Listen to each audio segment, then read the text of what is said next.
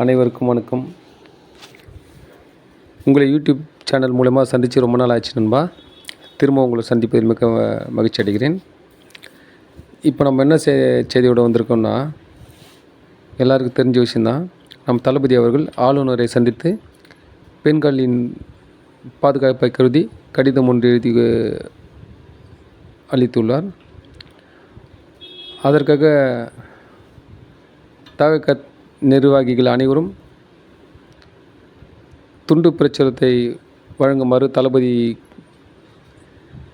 விஜயன் அவர்களின் ஆணைப்படி நாம் வழங்கி கொண்டிருந்த பொழுது, மகளிர் அணி அவர்களை டி நகர் பகுதியில் காவல்துறையினர் கைது செய்தனர். அதை அறிந்து பொதுச்செயலர் புஷி ஆனந்த் அவர்கள் அங்கு வந்து கேட்டதற்கு அவர்களையும் கைது செய்து மண்டபத்தில்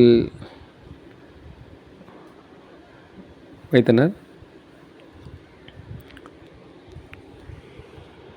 எதற்காக அவரை காவல்துறையினர் கைது செய்யணுன்ட்டு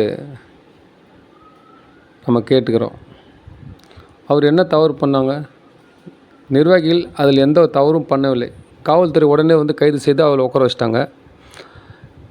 அப்படி கைது செய்த எங்களை அங்கே தவறு செய்தவர்களை இதே வேகத்தோடு அங்கே நடவடிக்கை வச்சு இன்னும் தவறு எங்கே நடக்காமல் இருக்கும்ல, அதை செய்ய மாட்டாங்க. நல்ல விஷயத்த நம்ம எல்லாருக்கும் பாதுகாப்பாக இருக்கணும்னு சொல்லிட்டு நம்ம தளபதி இப்போ சொன்னதுனால நம்ம அதை போய் நம்மளுடைய முகத்தை வந்து இந்த ஒரு துண்டு பிரச்சாரம் மூலிமா எல்லாருக்கும் தெரியப்படுத்துகிறோம். நம்ம அனைத்து பகுதி மாவட்டம் அனைத்து ஏரியாவிலும் நம்ம வந்து என்ன பண்ணாங்க, அங்கங்கே நிர்வாகிகள் அனைவரும் துண்டு பிரச்சுரத்தை கொடுத்துட்ருந்தாங்க. அவங்க இதை வந்து கொடுக்காத அளவுக்கு எங்களை எல்லோரும் தடுத்தாங்க. தடுத்து நிறுத்தும் போது ஏன் நாங்கள் கொடுக்கக்கூடாதுன்னு நாங்கள் கேட்டோம். நீங்கள் பர்மிஷன் வாங்கினீங்களா அப்படின்னு கேட்டாங்க. எதுக்குங்க பர்மிஷன் வாங்கணும்? தங்கைகளுக்கு ஒரு கெடுதல் நடக்கும்போது அதை நாங்கள் தட்டி கேட்கக்கூடாதா? தட்டி கேட்குறதுக்கு நாங்கள் போய்ட்டு ஒருத்தவங்ககிட்ட பர்மிஷன் வாங்கணுமா? நம்ம எதுக்கு பர்மிஷன் வாங்கணும்? அதுபடி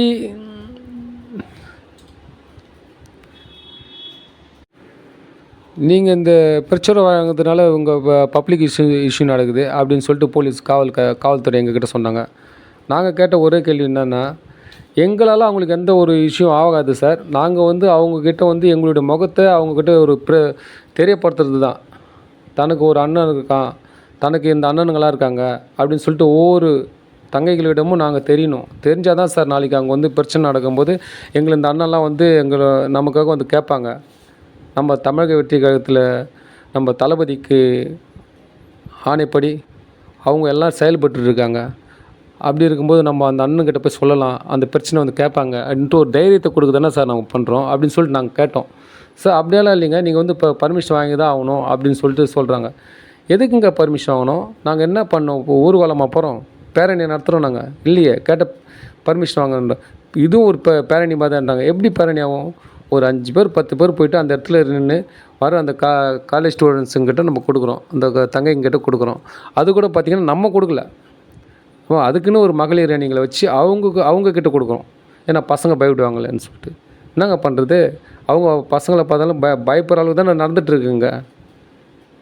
அதனால் நாங்கள் என்ன பண்ணோம், தங்கைகள்லாம் கொஞ்சம் பய உணர்வோடு இருப்பாங்கன்னு சொல்லிட்டு நம்ம கூட இருக்கிற அக்காங்க, நம்ம மகளிர் அணி அப்படின்னு இருக்காங்களே அவங்கக்கிட்ட கொடுத்தது. அதை கூட நாங்கள் பண்ணோம். அந்த குழந்தைங்க அதை கொடுக்கும்போது வாங்கிட்டு போகிறாங்க. இப்போ ரொம்ப சந்தோஷமாக வாங்கிட்டு போகிறாங்க. ரொம்ப நன்றிண்ணா அப்படின்னு சொல்லிட்டு போகிறாங்க. இது தாங்க நம்ம தளபதி.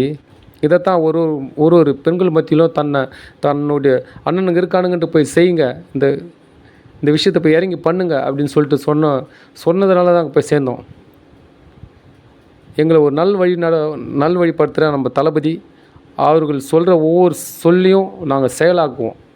இதில் எந்த ஒரு தவறும் இல்லை. இவங்க இதெல்லாம் விட்டுட்டு அவங்க எந்த கெடுதல் நடக்குதோ அங்கே போய் தட்டி கேட்குறத காவல்துறைக்கு எந்த ஒரு முயற்சி எடுக்கிறது கிடையாது. ஏன்னா அவங்களுக்கு பயம், தளபதியை கண்டா ஒரு பயம். அந்த பயத்தில் தான் இவங்க எல்லாம் பண்ணுறாங்க. நன்மையை செய்தால் எல்லாருக்கும் தெரியப்படுத்துவாங்க, தெரிஞ்சிடுவாங்க, வளர்ந்துருவாங்க. நீங்கள் நன்மை செய்யுங்க. நீங்கள் செய்தாலும் எங்களுக்கு சந்தோஷம் தாங்க. எங்களுக்கு தேவை தங்கைகளுக்கும் தம்பிகளுக்கும் நன்மை நடந்தால் யார் செய்தாதானே நன்மை நன்மை தான். இதை விட்டுட்டு நீங்கள் செய்யக்கூடாது நன்மை நாங்கள் தான் செய்யணுன்னா செய்யுங்களேன், யார் உங்களை வேணான்னு சொல்கிறது. ஆனால் தீமை செய்யாதீங்கன்றது தான் என் தளபதியோட நோக்கம். எங்களுக்கு செய்கிறது யார் வேணால் செய்யலாம். எங்களுக்கு நடக்கிறது ஒன்றே ஒன்று, நல்லது மட்டும்தான். அது யார் செய்தா என்ன? தவறை தட்டி கேட்க நீங்கள் இருந்தால் நாங்கள் ரொம்ப சந்தோஷப்பட போகிறோம். தவறை தட்டி கேட்க நீங்கள் உங்களால் முடியாதது தான் நாங்கள் தட்டி கேட்க வேண்டிய நிலைமை ஆயிடுச்சு. இனிமேல் நாங்கள் எந்த தவறு நடந்தாலும் தட்டி கேட்போம். எங்களுக்கு இதுக்கு முன்னாடி அதிகாரம் இல்லை. இப்போது நாங்களும் ஒரு கட்சி தொண்டர்களாக மாறி இருக்கோம். என் தளபதி தலைவனாக இருக்கார். இனிமேல் நாங்கள் எங்கே தப்பு நடந்தாலும் அதை தட்டி கேட்போம். இதுக்கு மேலே நாங்கள் நிறுத்தவே முடியாது எங்களை யாராலையும். நீங்கள் தவறை தட்டி கேட்க மாட்டீங்க. தட்டி கேட்க எங்கள் அண்ணன் வந்துட்டார். அதன் வழியில் எங்களுக்கும் ஒரு தைரியம் வந்திருக்கு. எங்களுடைய தலைவன் எங்களுக்கான தலைவன் கிடச்சிட்டான்னு சொல்லிட்டு நாங்களும் தவறை தட்டி கேட்குற இடத்துல வந்துட்டோம் ஒரு கட்சி தொண்டனாக. அதற்கு எங்கள் தளபதிக்கு, என் தலைவனுக்கு நன்றி.